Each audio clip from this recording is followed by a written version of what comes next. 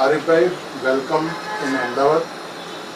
आरिफ भाई, आपका जन्म पाकिस्तान में हुआ, तो जूनागढ़ से आपके माता पिता का पाकिस्तान में माइग्रेशन और आपका भारत के प्रति जो मोहब्बत है उसकी दास्तान हम सुनना चाहेंगे। देखें, मैं कराची में पैदा हुआ, ठीक है, और 9 साल की उम्र में पिताजी सऊदी अरब में थे, हम सऊदी अरब से फिर 13 साल की उम्र में वापस आए। फिर 20 साल की उम्र में मैं जॉब करना सऊदी अरब गया, फिर दुबई गया, फिर यूरोप आया, बेल्जियम में 20 साल रहा, फ्रांस की नेशनलिटी ली, अब 12 साल से इंग्लैंड में रहता। तो हमारा दादी का गांव है बगसरा। उसके बाद कल मैंने देखा, लेकिन ये सवाल मेरे पास बहुत पहले ध्यान में आया था। तो लिखा था कि मैं कौन हूँ, मैं क्या हूँ, मैं कहाँ से हूँ। और यही सवाल कुछ सालों पहले आया कि मैं कौन हूँ, सऊदी हूँ, पाकिस्तानी हूँ, ब्रिटिश हूँ, फ्रेंच हूँ, बेल्जियम हूँ, कौन हूँ। तो फिर मैंने खोज की। जब खोज की तो मुझे पता लगा मैं इंडियन हूँ, क्योंकि उससे पहले तो हज़ारों साल से यही मट्टी थी हमारी, यही डीएनए था। तो मैं ना तो पाकिस्तानी हूँ, ना मैं फ्रेंच हूँ, नेशनलिटी फ्रांस की भी है, पाकिस्तान की भी है। पैदा पाकिस्तान में गलती से हो गए, हमारे ऊपर एक दाग लगना था तो लग गया। उस दाग की कीमत आज तक है। दादाजी की उस गलती, उस जमाने में उनका फैसला था, ज़ाहिर है ग्राउंड रियलिटी वो जानते थे, लेकिन उसका हमने बहुत कीमत अदा की। मुझे रियलाइज़ हुआ कि फिर मैं आज भारत का हूँ। अब भारत में कहाँ से हूँ, भारत भी तो एक पूरी दुनिया है। फिर मैंने गुजरात का तो पता था, लेकिन आजक जो हमारा गांव है जहाँ मेरे पिताजी पैदा हुए, तो उनको इतनी मोहब्बत थी कि उन्होंने सरनेम भी आजक क्या रखा। तो मेरे भी अंदर वो मोहब्बत आनी नेचुरल थी। तो मैंने खोज करनी, जब इंटरनेट आया तो खोज करनी शुरू की। फिर भी ना पता चले, इतना सा गाँव इतने बड़े भारत में पता ही नहीं चलता था। सोशल मीडिया आया तो मैंने कब मिल जाएगा। फिर मैं फेसबुक पे इधर उधर लिखता था कि कोई है आजब का, तो ये आजब के लिए मैसेज आया कि मैं आजब था हूँ। तो फिर फोटो भेजी तो दुनिया ही बदल गई। गाँव सा गाँव में कोई यूनिक गाँव नहीं, लेकिन मेरे लिए तो वो सबसे अनमोल है। और कभी सोचा नहीं था कि ऐसा अभी मेरे अंदर एक नसीब मेरा जागेगा कि मैं अपने गाँव में अपने पुरखों के घर पर जाके बैठूँगा। और वो हुआ। फिर 2 साल पहले मैं आया और पुरखों के गाँव गया, और मुझे लगा कि मैं अपने घर पर आया हूँ। मुझे लगा कि चारों तरफ मेरे पुरखों की आत्माएं खड़ी हैं, खुश हो रही हैं कि बेटा नहीं, मैं भारत का हूँ, मेरी बिलोंगिंग भारत की है। तो फिर मोहब्बत होना भी, आपको वो मोहब्बत हो नहीं सकती इस देश से जितनी मुझे है, क्योंकि मैंने खोज के निकाली। आपको नेचुरली आप बाय बर्थ भारत के हो, मैं बाय बर्थ भारत का नहीं हूँ, लेकिन मैंने ये मेहनत से खोज करके भी मोहब्बत हासिल। नेक्स्ट आरिफ भाई, एक दूसरा क्वेश्चन है। जब पार्टीशन हुआ तो बहुत घर उजड़े, कई लोग को यहाँ से माइग्रेट होना पड़ा, कई लोगों की कत्ल हुई। तो ये सारा घटनाक्रम हुआ जिसमें कई पीढ़ियाँ उसके साए में पनपी। ये गुनाह किसके सर पे डालना चाहिए? कोई दो राय नहीं है इसमें। ये ब्रिटिश एंड अमेरिकन पॉलिसी। लेकिन पिछले 100 साल से वर्ल्ड वॉर 1 से इंग्लैंड और अमेरिका से दोनों, पूरी दुनिया में जितने कांड होते हैं दोनों साथ होते हैं। अभी कल यमन में भी हमला हुआ तो अमेरिका का किसी ने साथ नहीं दिया, सऊदीया ने मना कर दिया, फ्रांस ने मना कर दिया, जर्मनी ने, ऑस्ट्रेलिया ने, सब ने, खाली इंग्लैंड खड़ा था। दोनों की सेम पॉलिसी। और जब सेकेंड वर्ल्ड वॉर के बाद डीकोलोनाइजेशन करना था, तो दुनिया के सारे देशों को आज़ाद करना था, तो उन्होंने कहा ये तो जिन है भारत, इसको आज़ाद किया तो सबको खा जाएगा, तो इस जिन को बोतल के अंदर बंद करो। बोतल के अंदर बंद करने का तरीका ये है कि पहले इसका सर और का, श्रीलंका अलग, बर्मा अलग, नेपाल अलग, भूटान अलग, अब इसका राइट लेफ्ट का तो ईस्ट वेस्ट पाकिस्तान है। ये सीधा सीधा उनके ऊपर है, और उसकी कीमत हमने बहुत अदा की। मैं, मेरे जैसे करोड़ों हैं पाकिस्तान में जो मुहाजिर कहलाते हैं, जो यहाँ से वहाँ माइग्रेट करके गए, यहाँ से सब कुछ छोड़ छाड़ के गए, और डिस्क्रिमिनेशन ऐसा हमने फेस किया है पाकिस्तान में जो आप सोच नहीं सकते। मेरी इंदौर में सिंधी भाइयों से मुलाकात हुई जो 47 में उधर आए। मैंने उनको पूछा कि आपको भी ये सब डिस्क्रिमिनेशन फेस करना पड़ा? बोला नहीं, हमें तो यहाँ वेलकम किया गया और हम तो यहाँ पे आते ही इंडियन, हमें किसी ने मुहाजिर या वहाँ से आए हो ये वो कुछ भी, और हम फर्स्ट क्लास से थे। हाँ एक चीज़ है, हमें वो ज़मीन याद आती है, रो पड़ेगी, तो रोते तो हम भी रहते हैं। तो ये जो कीमत है ना, हम अदा कर रहे हैं अपनी मट्टी से अलग होने की। पैसा तो कमा लेते हैं, लाइफ में भी सेटल हो जाते हैं, आज हम भी सेटल हैं, लंदन में रह रहे हैं, फैमिली ये सब कुछ है, लेकिन अंदर की फीलिंग कि ये है कि मुझे एक आप इंडियन निकाल कर दिखाते हैं जो अपनी मट्टी अपने तख्ते के नीचे रखते सकते। मैं तो यहाँ से आजक से मट्टी लेके गया था, मेरा छोटा बेटा मुझे कह रहा था जब मैं आ रहा था, पापा वहाँ से क्या लाओगे गाँव से? मैं तो गाँव में कुछ नहीं मिलता, हमारे 250-300 घर हैं, कोई दुकान नहीं, कोई कुछ नहीं, तो आप कुछ लेके नहीं आओगे? मैं तो मट्टी लाऊंगा। वोट मट्टी? क्या मट्टी? मट्टी का क्या करोगे? बेटा तू नहीं समझेगा। लाया मट्टी, थैली में और दूसरी थैली, तीसरी थैली, अब रोज माँ की गोद में सोता हूँ तक ये नीचे रहती। ये तो हम जानते हैं ना भाई कि हमने क्या खोया है। सारों लोगों की वो फीलिंग नहीं हो सकती, हर आदमी की अपनी एक इमोशन होती है। मेरी वो इमोशन है, मेरी उस मट्टी से, उस सनातन फिलोसॉफी से, उस भारत देश से वो मेरी अटैचमेंट है कि मुझे भारत देश कुछ नहीं देगा। मैं रॉ एजेंट हो सकता हूँ पेपरों में, लेकिन मुझे आज तक नहीं पता कि रॉ वालों के सर पे सींग होते हैं कि नहीं होते हैं, कभी मिला ही नहीं कोई किसी से, ठीक है। लेकिन मैं भारत का एजेंट हूँ, मैं आपका हूँ, आपका हूँ, आपका हूँ, सबका हूँ, क्योंकि आप लोग मुझसे इतनी मोहब्बत करते हो और मुझे वो ताकत देते हो कि मैं अपने इस देश के लिए, जिसके ऊपर मेरे लोगों ने बहुत अत्याचार किया, पाकिस्तान ने इस देश के साथ बहुत ज्यादा किया, कुछ तो प्रायश्चित कर सकूँ। तो वो जो डिवीजन था, वो बंटवारा था ना, वो एक भयानक ख्वाब था ना। हम उस वक्त थे, हम तो पाकिस्तान में पैदा हुए, 64 में पैदा हुए, लेकिन दर्द हम आज भी उसका पीते हैं। मुहाजिर कौमी मूवमेंट, इससे भी आप जुड़े रहे, बल्कि इसकी टॉप लीडरशिप से आपका डायरेक्ट रब्ता रहा, उसके आप एक फैक्टर थे, महत्वपूर्ण फैक्टर थे। तो वो एक्सपीरियंस कैसे रहा, कैसे इस मूवमेंट से जुड़ा हुआ और उससे आपने क्या हासिल किया और क्या गंवाया?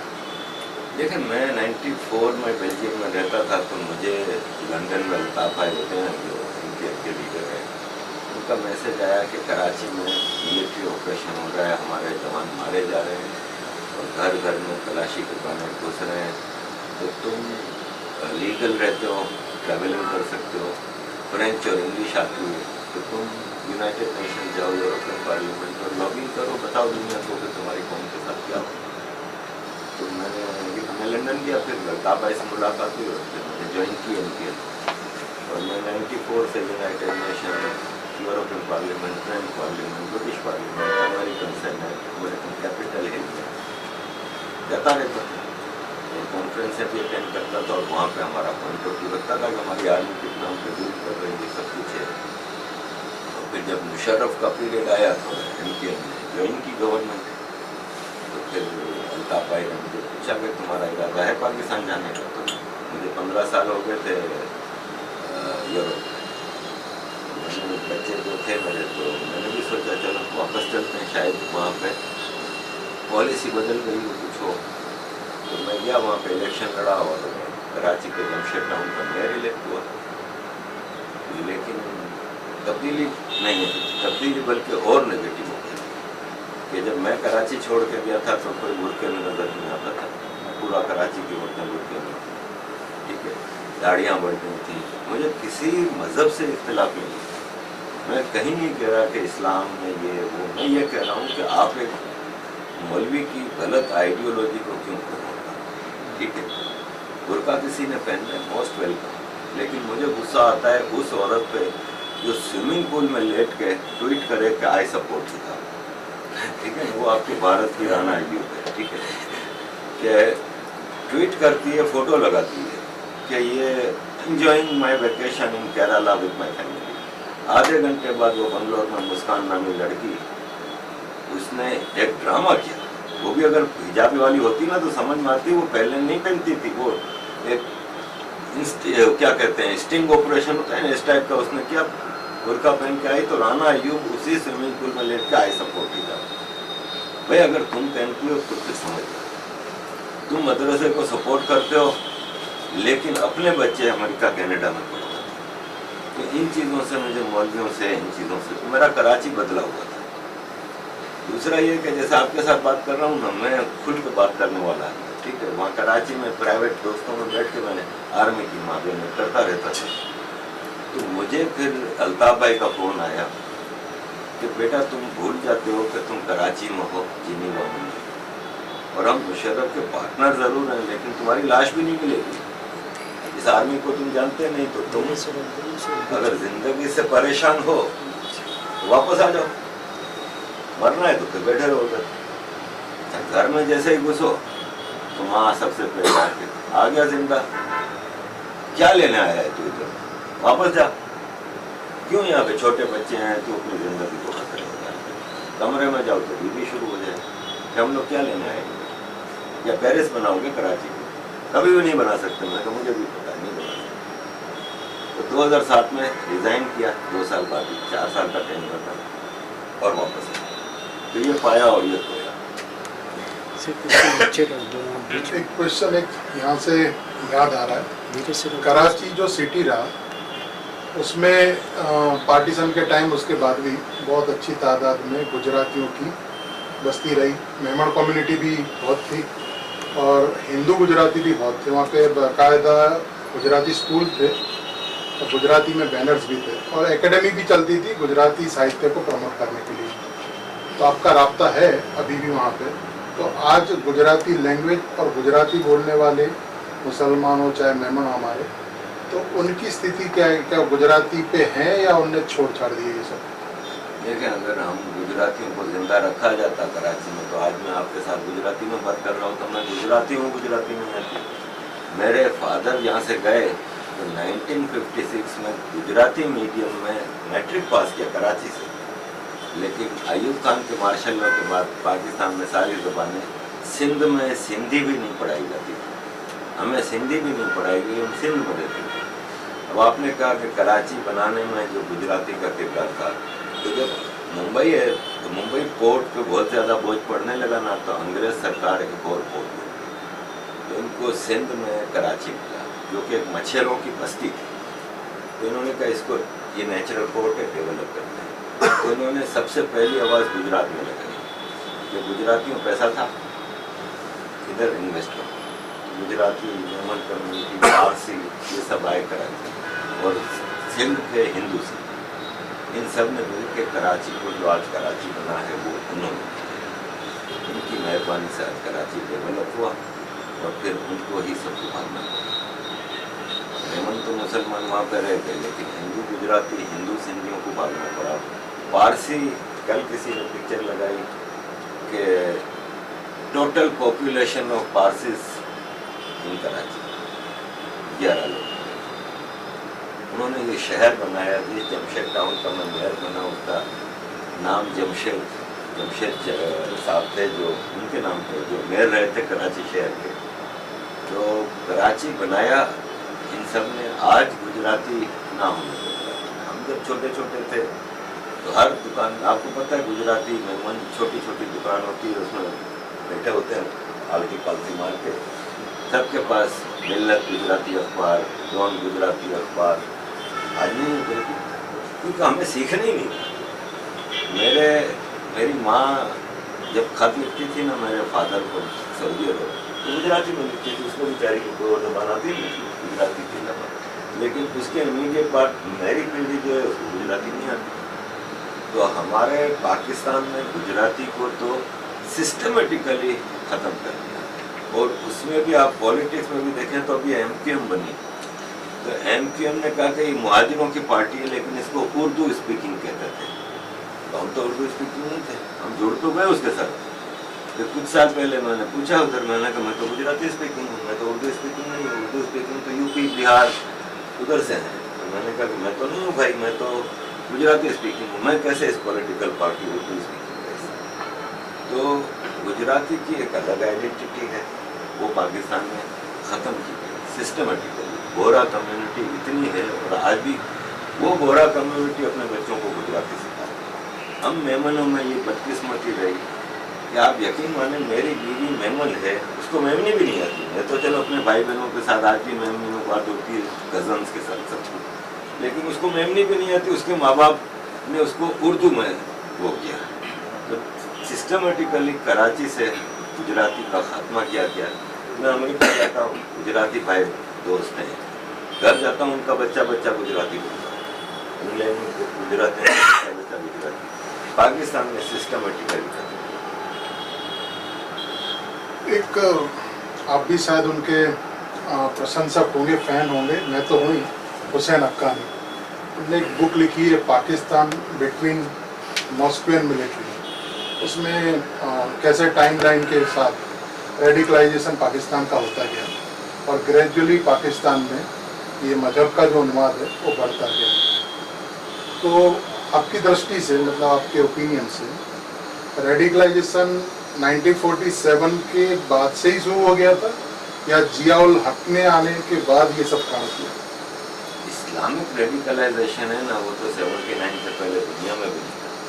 सिवाय फलस्तीन के इशू के कोई जिहादी मूवमेंट नहीं थी, कहीं पे इस्लामिक एक्सट्रीमिज्म नहीं था, कोई लश्कर तैयबा नहीं थी, अलकायदा नहीं थी, तालिबान नहीं थी, कुछ नहीं था। ये कोल्ड वॉर जब चल रही थी तो अमेरिका को पता था कि सोवियत यूनियन को ये आइडियोलॉजी है। सऊदी अरब के मोहम्मद बिन सलमान ने 2019 में अमेरिका में एक इंटरव्यू में बैठे हुए ही कहा, उससे पूछा गया तो उसने कहा कि CIA ने हमें इंस्ट्रक्ट किया था कि आप इन्वेस्ट करो मदरसा से।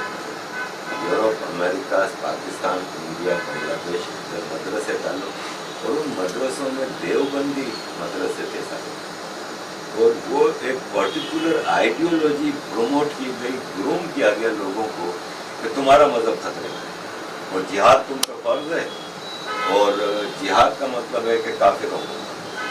इस तरह की चीज़ें जियाउल हक इसका मेन पायनियर था, जैसे पाकिस्तान, इंडिया, लेकिन पॉलिसी अमेरिका की। और जब सोवियत यूनियन टूट गया तो अमेरिका को भी एक दुश्मन की जरूरत थी, तो उसकी वार मशीन, उसकी इकोनॉमी वार मशीन पे चलती है, उसकी सारी इंडस्ट्री हथियारों पे चलती है, फार्मास्यूटिकल पे चलती है, IT पे चलती है, एनर्जी रिसोर्सेज पे चलती है, फूड पे चलती है। ये 5 सेक्टर है, वो सब जंग से जुड़े हुए हैं, जंग होगी क्योंकि ये सब चीज़ें चलेंगी। तो अमेरिका को दुश्मन की जरूरत थी। अब तो सोवियत यूनियन भी खत्म, चाइना भी उसको बड़ा दुश्मन नहीं बना था, इतना बड़ा इकोनॉमी नहीं थी सब कुछ, तो अमेरिका ने फिर ये जिहादियों को दुश्मन बनाया। और आज दुनिया के कई मुल्कों में जिहादिज्म, और ये यूरोप में देख लें क्या हालत हो रही है। तो ये है कि ये रेडिकलाइजेशन आप जो पूछ रहे हैं ना, वो एक सिस्टम के तहत दुनिया में लाया गया है वेस्ट की तरफ से, और उसमें जाए पाकिस्तान है ना दुनिया का सबसे बड़ा भाड़े का टट्टू वो उसको आप किराए पे उसकी आर्मी भी खरीद सकते हैं, उसको इंटेलिजेंस भी खरीद सकते हैं।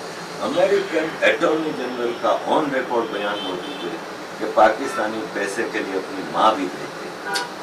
तो पाकिस्तान एक भाड़े की रियासत है, वो दुनिया में आपको कोई भी काम कराना हो तो आप पाकिस्तान को भाड़े पे ले सकते हैं। पाकिस्तान ने इसमें मेजर किरदार अदा किया। तो यहाँ से थोड़ा हम जाने कि रेडिकलाइजेशन हुआ और जैसे ही आफ्टर इंडिपेंडेंस, पार्टीशन के बाद अहमदिया और सियाओं पे भी वहाँ पे तशद्दुद शुरू हो गया। तो वहाँ पे जो माइनॉरिटी है, रिलीजियस माइनॉरिटी, हिंदू, सिख और यहाँ तक कि बलोच, पख्तूनों पे भी कुछ तशद्दुद की वारदातें आती रहती हैं। कुछ सच्चाई क्या है?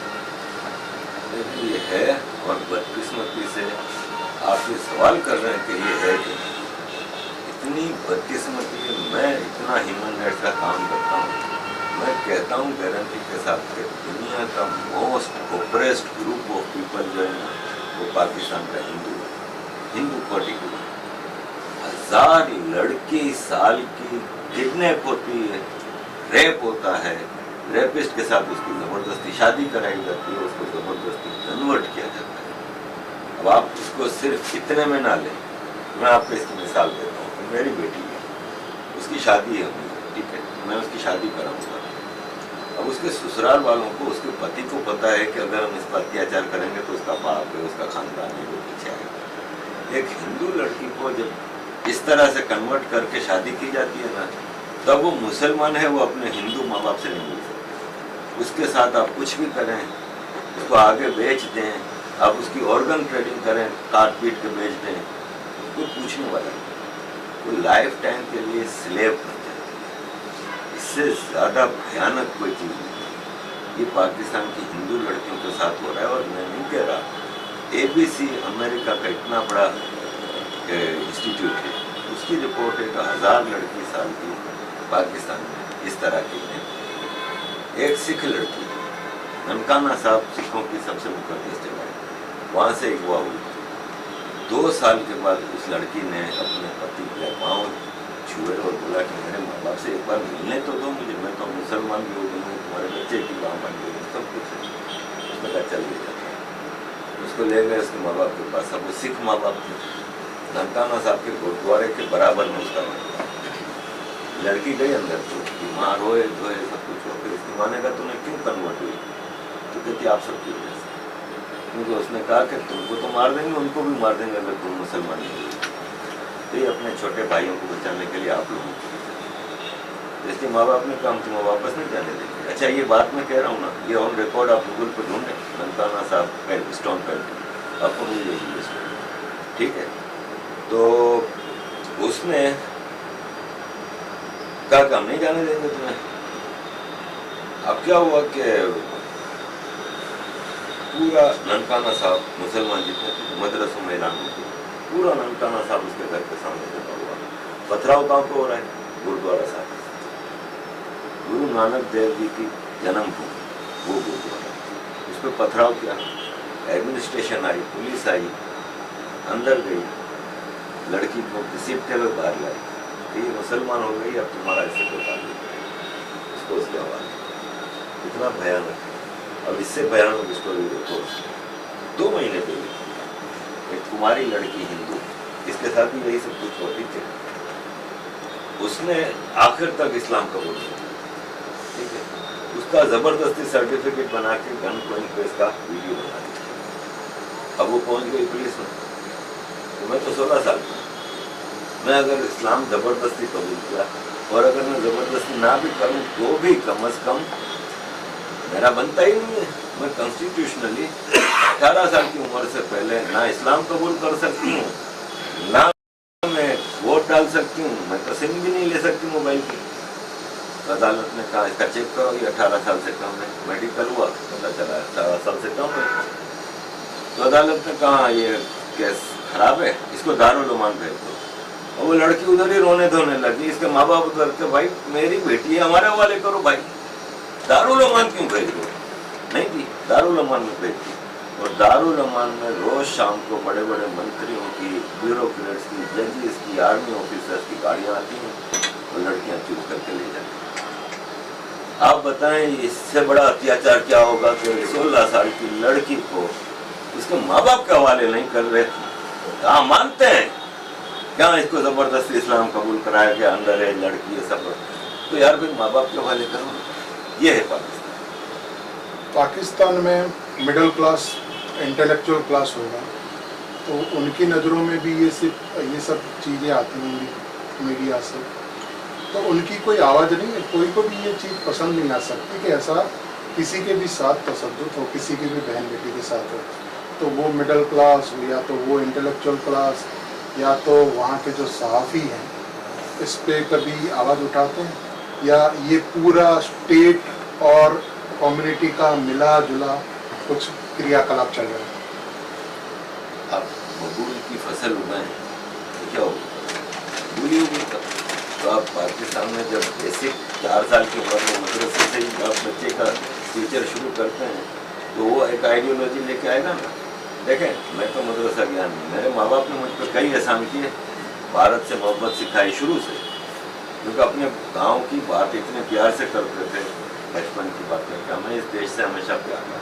इसी तरह उन्होंने मदरसे नहीं लिया, लेकिन मदरसे जो पाकिस्तान में, उसमें पहला सबक ये सिखाया जाता है कि अल्लाह का शुक्र अदा करो कि तुम मुसलमान पैदा हुए हो, कि तुम अफजल हो। अफजल मतलब सुपीरियर हो, तुम सिर्फ अच्छे हो, तुम सिर्फ करेक्ट हो, बाकी सब गलत है।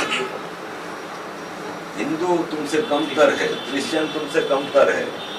तो कहने का मतलब ये है कि जब आप ये आइडियोलॉजी 4 साल की उम्र से बच्चे के अंदर डालेंगे तो फिर बड़ा हो कि वो एक डिविजिव तो आपने कर दिया, ठीक है। अब दूसरी चीज़ ये हुई कि इमरान खान एक ऑक्सफोर्ड ग्रेजुएट, एक प्ले बॉय प्राइम मिनिस्टर बना। लोगों ने बड़ी उम्मीदें रखी, मैंने भी इस पर कभी उम्मीद नहीं रखी। मुझे वो क्रिकेट के ज़माने से पसंद नहीं था, ठीक है।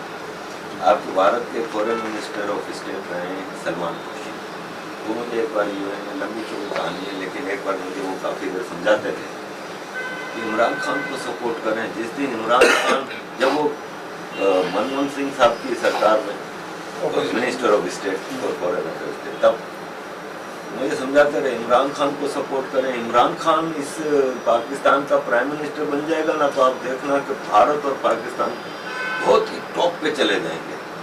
इमरान खान ने पहली आके डाली थी मोदी जी को, गुजर और गुजरात का, भारत को गालियाँ देता रहा। इमरान खान आया ना तो लोगों ने उम्मीद रखी कि अब एजुकेशन सिस्टम सही होगा। तो इसने भी आके ऐलान किया कि मैं मदरसे खत्म कर दूंगा।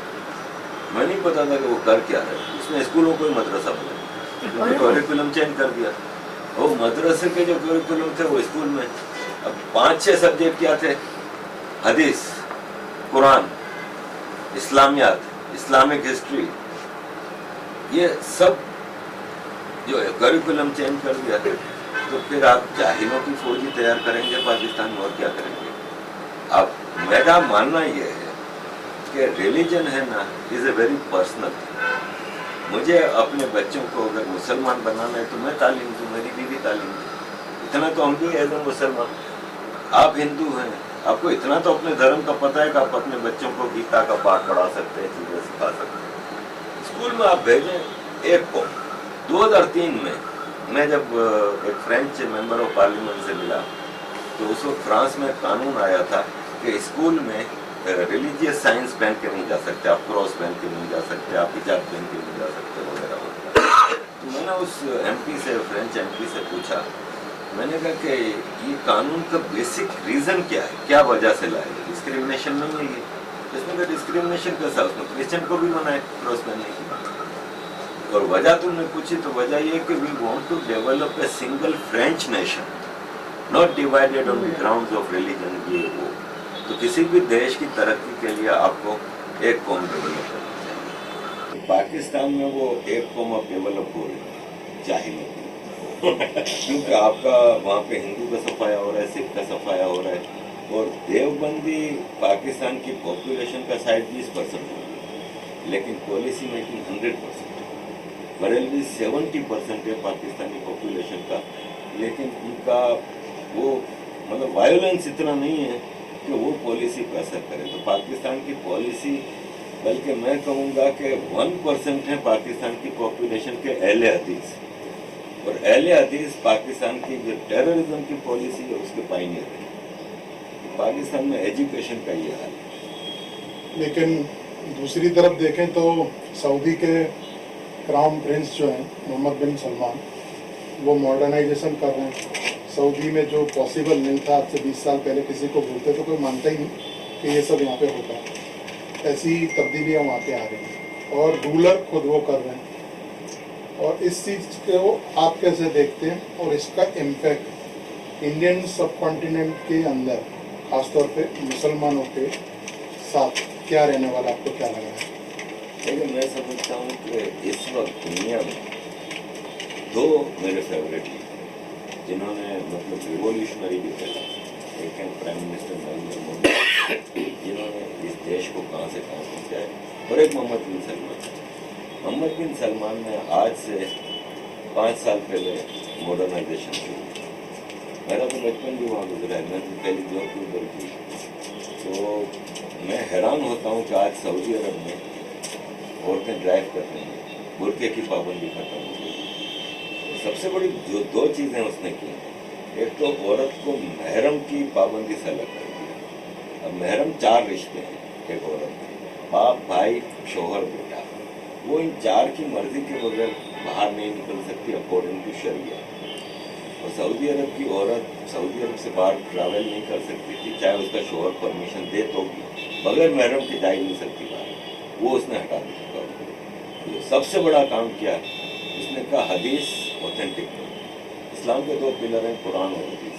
उसने कहा हदीस ऑथेंटिक नहीं। प्रॉफिट के गुजर जाने के 250-300 साल बाद जो हदीस की किताब बनाई गई है, तो आज आप मुझसे ये बातें सुन के घर पे अगर किसी को नरेट करेंगे तो 10 चीज़ें चेक होंगी। वो कह रहा 250 साल बाद वो हदीस कैसे सही रहेगी कि इमाम बुखारी साहब उठते हैं और कहते हैं कि जी हमने हदीस की किताब बनाई। अब वो एक से जाके पूछता है कि भाई आप बताओ प्रॉफिट से आपने क्या सुना था। वो कहते हैं मेरे बाप ने अपने बाप से, उसके चाचा से, उसके फूफा से, उससे 250 साल पहले ये सुना था। तो मोहम्मद बिन सलमान ने कहा ऑथेंटिसिटी, वो रोज़ नई चीज़ ला रहे। लाउड स्पीकर पे पाबंदी, उसने कहा मुसलमान को पता है किस वक्त नमाज होनी है, तो उसके लिए लाउड स्पीकर की क्या ज़रूरत है। उसने कहा कि लाउड स्पीकर ख़त्म करो। तबलीगी जमात पे पाबंदी, उसने कहा तबलीग करने की कोई ज़रूरत नहीं। इस तरह के रिवोल्यूशनरी चीज़ लाया। जो लेटेस्ट आई ना जो, उसने तो मेरे को भी ला दिया। वो ये कि मैंने देखा कि स्मृति ईरानी जी बगैर सर पे दुपट्टे के मदीना में खड़ी है। मुझे तो बड़ी खुशी हुई। मैंने कहा यार ये तो सऊदी अरब ने कमाल कर दिया। अब मैंने ढूंढना शुरू किया कि मुसलमानों के रिएक्शन। तो माँ बहने की हुई है सऊदियों की, ठीक है, काफिर हो गया है सऊदी, इनसे मक्का मदीना छीन लो, ये करो वो करो। तो मैं मुसलमानों से भी ये सवाल किया है और करता रहूँगा कि जब हिंदुओं के भगवान राम के जन्मभूमि पे आप मस्जिद बनाओ तो जायज़, आप मथुरा में कृष्ण जन्मभूमि के साथ मस्जिद खड़ी करो तो जायज़, तो फिर एक हिंदू औरत वहाँ पे नमाज पढ़ने नहीं गई थी, वो आप ही के हज के डील करने गई थी, आपके लिए भी हज की फैसिलिटीज करने गई थी। वो रिलीजियस अफेयर्स की मिनिस्टर है, माइनॉरिटी अफेयर्स की मिनिस्टर है भाई। वो हाजियों के लिए, मुसलमानों के लिए फैसिलिटीज के लिए डील करने गई थी। तो हज तो हमने भी साथ किए हैं। तो हज की एक चीज़ होती है कि क्या है कि 5 टाइम नमाज पढ़नी है मस्जिद में। वो मस्जिद में जहाँ फुटपाथ शुरू होती है ना, वहाँ से कोई 20 मिनट की वॉक है। इतना बड़ा मस्जिद का तो खाली वो है एरिया बाहर का, फिर अंदर मस्जिद इतनी बड़ी है, मस्जिद नबी, ठीक है। अब वो बूढ़े जाते हैं, नहीं चल सकते, तो वो घर करीब चाहिए होता है 5 टाइम नमाज पढ़ने जाते। वो बेचारी वहाँ पे हाजियों की फैसिलिटीज देखने गई थी कि भारत के मुसलमान जाएंगे, उनके लिए बेटर फैसिलिटीज, आप उसको गाली दे रहे हो। सऊदी जिनका कुरान उधर से आया है, अरबिक इनकी जबान है, प्रॉफिट इनका है, इस्लाम वहाँ से पैदा हुआ है, आज वो काफिर हो गए, तुम साले कन्वर्टेड, तुम तो पता नहीं कौन से मुसलमान हो भाई। तो ये मुसलमानों को अपने अंदर झांकना होगा कि आप जब हिंदुओं की मुकद्दस जगहों पे मस्जिद खड़ी करते हो तो फिर वो, और उधर आप अंदर ऐसा कौन सा गलत काम कर रहे हो जो आप दुनिया से छुपाना चाहते हो। भाई जिसको जाना है जाए, हो सकता है उसके दिल में आप बकौल आपके इस्लाम की रोशनी आ जाए, वो मुसलमान हो जाए, जाने दो भाई। तो ये डबल स्टैंडर्ड है ना। तो सऊदी अरब का जो आपका बेसिक सवाल था, मोहम्मद बिन सलमान, सलाम है उसको। और एक आपकी जो भारत यात्रा रही, पहले एक बार आप आ चुके हैं भारत में और अभी भी आपका दौरा चल ही रहा है। आप स्पिरिचुअली, पर्सनली, एक लेगेसी वाइज, कल्चरली भारत का आपका एक्सपीरियंस कैसा है, ये आपको बताएं।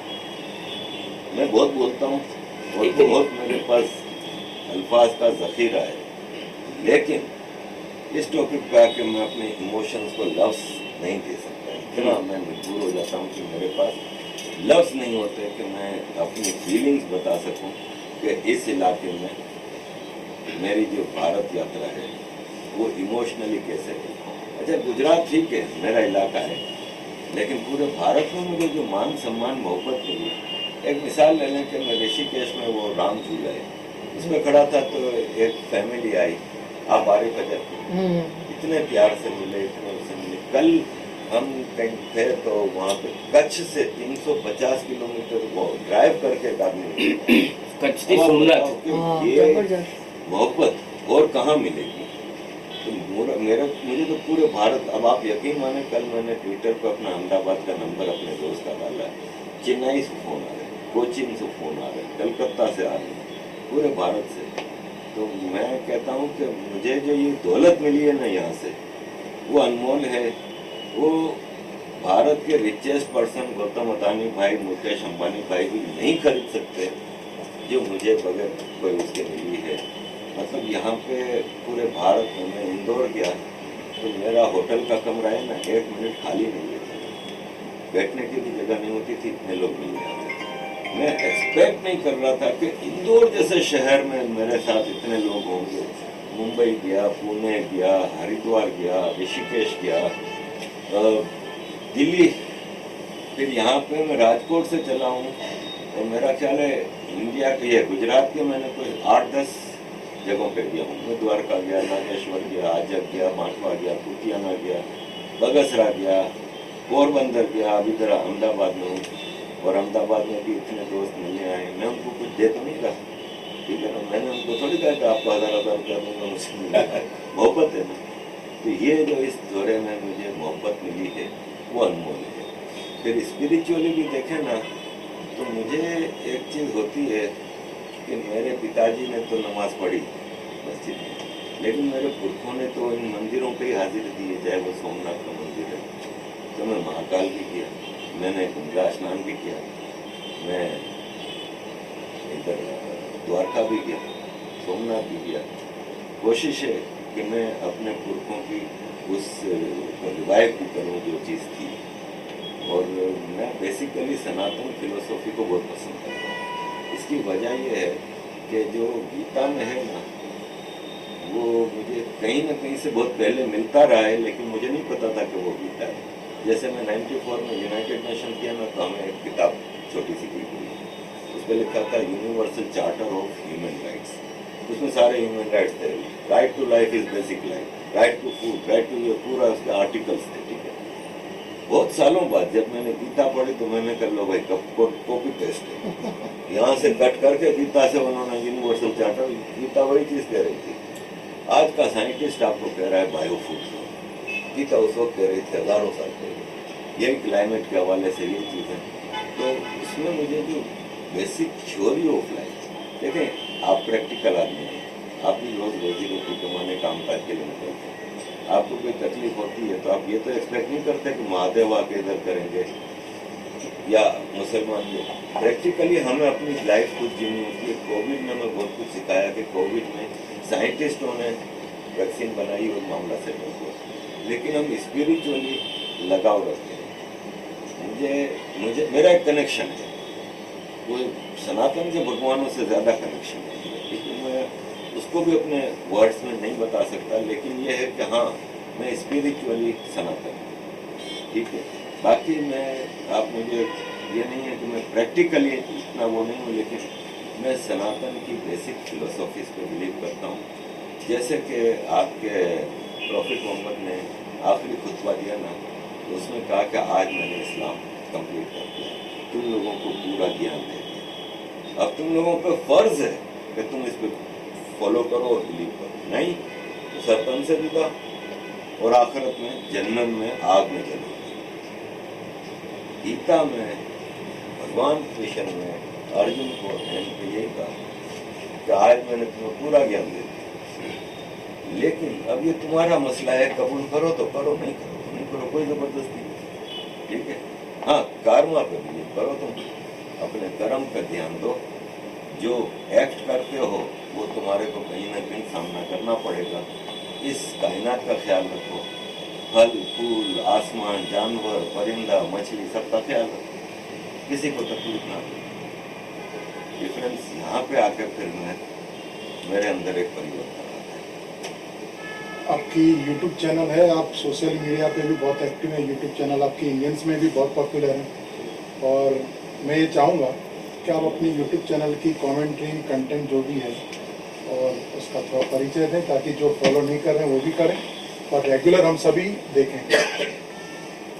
देखें, आजकल यूट्यूब चैनलों की भरमार है और एक फैशन बन गया कि कोई न्यूज़ ब्रेक होती है ना तो सब उसी पे शुरू हो जाते हैं बगैर कंफर्मेशन। मैं जिस दिन दिल्ली पहुंचा ना, उस दिन मेरे को एक दोस्त का फ़ोन आया, मुंबई से मैसेज भी आया कि ये देखो दाऊद इब्राहिम को जहर है। अब पहला ख्याल एज ए यूट्यूबर है कि मैं इस पर वीडियो बनाऊँ, लेकिन मैंने कहा कन्फर्म तो करो।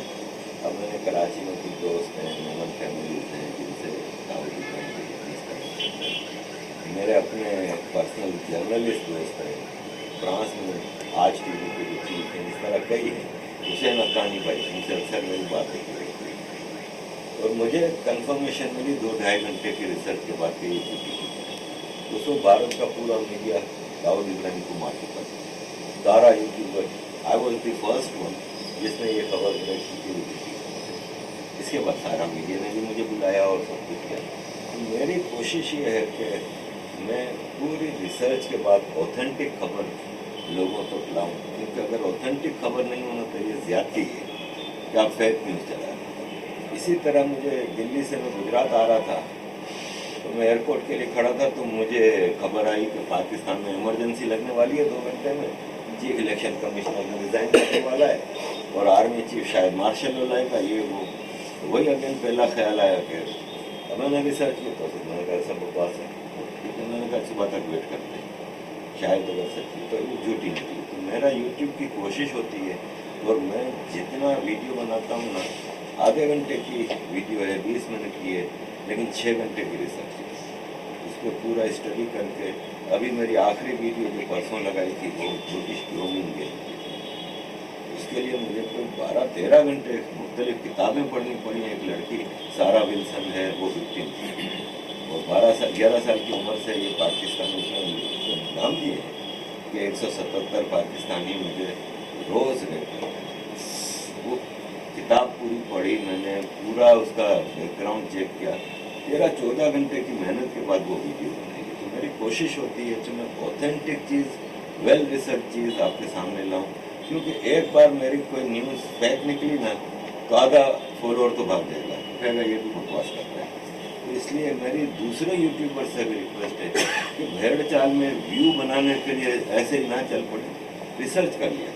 आपकी यूट्यूब चैनल का नाम बताएं। आरिफ अजाकिया मेरा नाम है, ARIFAAJKIA, और इसी ही नाम से मेरा चैनल चलता है, वेबसाइट चलती है। इसके अलावा मेरा एक फोरम है, एशियन ह्यूमन राइट्स फोरम, उसमें मैं एशिया की कंट्रीज़ के ह्यूमन राइट्स इश्यूज़ पे एक न्यूज़लेटर निकालता हूँ। आज मेरा दिसंबर का इशू, मैं क्योंकि भारत आ गया था तो लेट हो गया, तो आज मेरा दिसंबर का इशू रिलीज़ हुआ है। उसकी कवर स्टोरीज है पख्तून्स ऑफ पाकिस्तान, टेररिस्ट और विक्टिम ऑफ टेररिज्म। तो मैं 2 महीने पहले मेरी कवर स्टोरी हिंदू देश थी, तो मैं ये न्यूज़लेटर भी और ये फोरम भी चलाता हूँ। उस पर मैं कोशिश करता हूँ कि इस रीजन के जो ह्यूमन राइट्स के इश्यूज़ हैं वो दुनिया के सामने लाएं। बहुत ही रोचक इंटरव्यू रहा आपके साथ। हम चाहेंगे कि आप फिर भारत आएँ, आपके बीवी बच्चों के साथ आएँ, अपने दोस्तों के साथ आएँ। हम आपको बार बार वेलकम करना चाहेंगे यहाँ पे। आपको थैंक यू फॉर